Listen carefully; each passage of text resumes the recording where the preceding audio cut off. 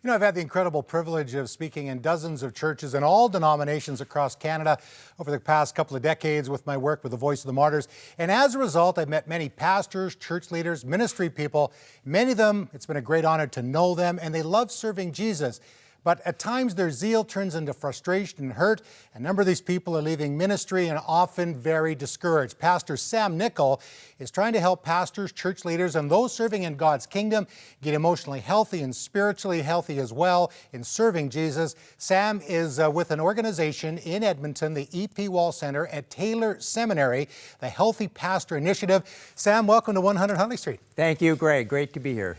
Now, before we talk about what the work you're doing with pastors and church leaders, and actually it could be business people as well, you had a burnout. Tell me about that. Yeah. Greg, every workplace has its hidden hazards, and this is no exception for pastoral ministry. I had a clear call into ministry in my early 20s, and had also observed actually with my father, who was in ministry in a rural church in Manitoba. As a little boy, I remember him seeing how stressed he was in his role, and thinking as a little boy, that pastoral role is really, really difficult.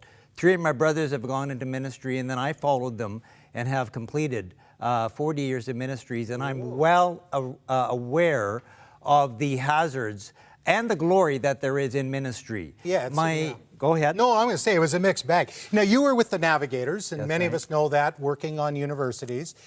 With your work, your fundraising, there's the spiritual warfare that's going on. Is that what kind of led to your burnout at around 50? Yeah. Well, when I was serving wholeheartedly, and one of the things that I say when I talk about my own narrative is that I crash on a pathway of obedience, not on the pathway of disobedience. There are those who have sort of shipwrecks in their spiritual journey because of bad choices that they make. Mm-hmm. But there are others who work wholeheartedly, have given themselves to the Lord's work with all their might, but then run out of emotional, physical energy. And that was the case for me. The various demands of ministry that came my way, particularly in my 40s, I would say, Greg, resulted in both an emotional and a physical burnout at age 50. So when we're talking about pastors, particularly right now, they're trying to do many things. I've heard like 16 different kinds of activities all at once. You know, so it's not just preaching on Sunday, but there's all the other things. Do you think there's a lot of people that are in ministry, they want to serve the Lord, but they're going maybe beyond their gifting and their expertise and training? There are huge demands for those who are in ministries. And what I'm going to say is that the hazards in ministry, some of them come from the outside in, and it's the expectations of people, it's the multi-demands of the role, but there's also a contribution to burnout that comes from the inside of that person that is called.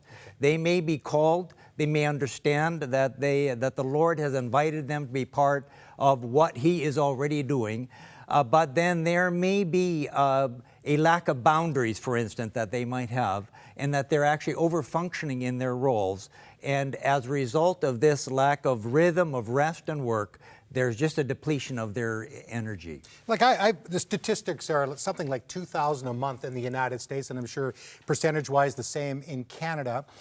Many pastors say that because they're in ministry, their marriages are struggling. There's financial things. And again, I know that many people watching our broadcast, business people, they're struggling as well. Mm-hmm. How do we, look at something like that and say, okay, well, there's something going wrong here. How do we get healthy? How do we get healthy? Terrific question. I think that what I'm going to say is that the hazards that ministers experience, it's not unique necessarily to their vocation. I said that there are hidden hazards in any workplace. Sure. And the practices of health and wellness are fully transferable from for a person who's in ministry to a person who's not in ministry. And the number one thing is a discernment of healthy boundaries. When we understand that as human beings, we need rest, we need to play, and we need to work. And so there needs to be a good rhythm and a cadence to our life where we give ourselves permission to have boundaries and to move away. The organization and the church will never help you with your boundaries. There's always the next phone call, there's always the next email, there's always the next text. inviting you to dive in and help and to serve. And because pastors are doing this for the Lord, they have a hard time saying, listen, I need to give myself permission to rest. I need to give myself permission to recreate and to stay healthy in my inner world.